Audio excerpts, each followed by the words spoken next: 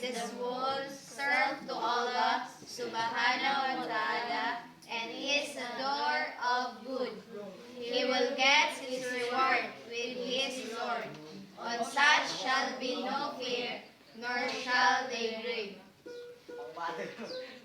Through righteousness, he has shown the man what is good.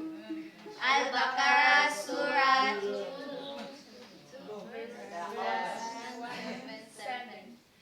It is not righteousness that ye turn your faces towards east or west, but it is righteousness to believe in Allah and the last day, and the angels, and the book, and the messengers, to spend of your substance, out of love for him, for your kin, for orphans, for the needy, for the wayfarer, for those who ask, and for the reason of slaves.